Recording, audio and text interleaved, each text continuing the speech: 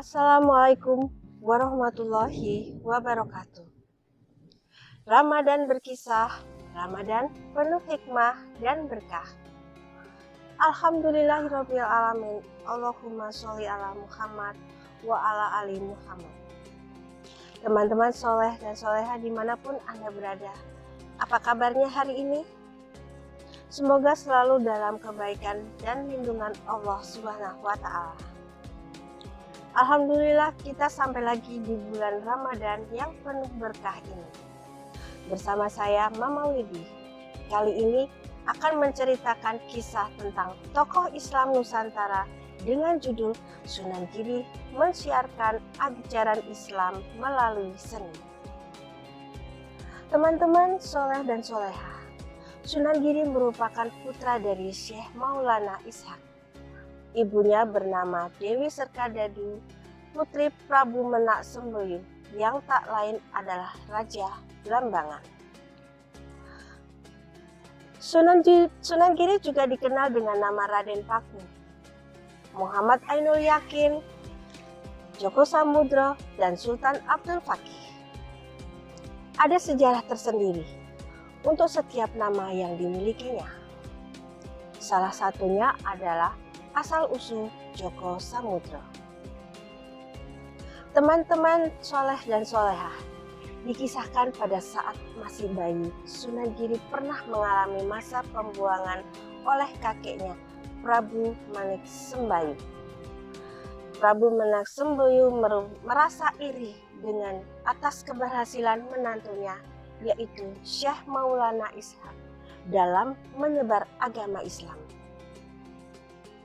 Sampai akhirnya Syekh Maulana Ishaq memutuskan untuk kembali ke tempat asalnya di Aceh. Karena keberadaannya terancam yang saat itu, Sunan Giri masih berada dalam kandungan. Setelah lahir, Prabu Menak Semboyu melampiaskan keiriannya kepada cucunya sendiri. Ia memasukkan Sunan Giri ke peti lalu membuangnya ke laut. Saat berada di laut, Sunan Giri ditemukan oleh saudagar kaya yang tengah berlayar, yaitu Nyai Ageng Pinatih. Kemudian ia dijadikan anak angkat karena bayinya ditemukan di laut. Akhirnya ia diberi nama Joko Samudro oleh Nyai Ageng Pinatih. Teman-teman soleh dan soleha, pada usia 11 tahun, Sunan Giri diantarkan oleh ibu angkatnya ke sebuah pesantren untuk berguru kepada Sunan Ampel di Ampel Tenda, Surabaya. Di sanalah ia mendapatkan banyak ilmu dari gurunya Sunan Giri.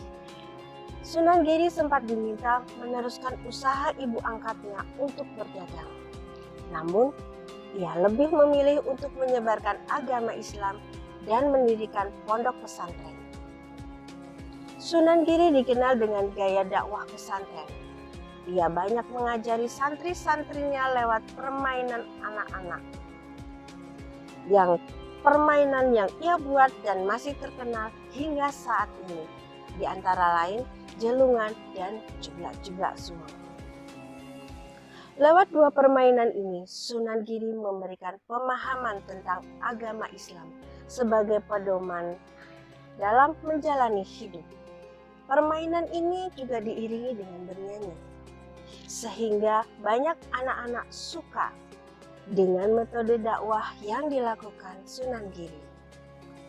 Selain permainan anak, Sunan Giri juga menciptakan tembang sebagai media penyampaian ajaran Islam. Karya-karyanya adalah tembang Asmaradana dan Pucuk. Teman-teman soleh dan soleha, demikian cerita singkat dari saya Mama Widi tentang Sunan Giri dalam menyiarkan Islam di Tanah Jawa. Sunan Giri wafat pada tahun 1506 Masehi dan dimakamkan di Dusun Kedaton, Desa Giri Gejah, Kecamatan Kebomas, Kabupaten Gresik. Ayo anak-anak, ajakan ke anak-anak kita belajar untuk mendalami ajaran Islam ini. Dan mengajarkan ajaran Islam ini, dengan itu kita dapat mengetahui ilmu-ilmu tentang Islam dan memberdayakan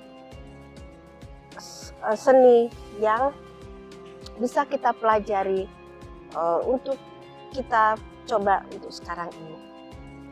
Sampai jumpa dalam Ramadan Berkisah di episode mendatang ya teman-teman.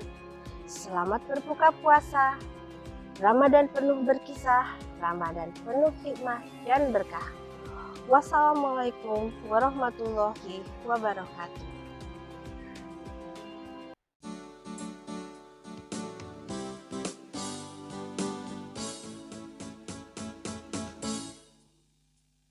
Bulan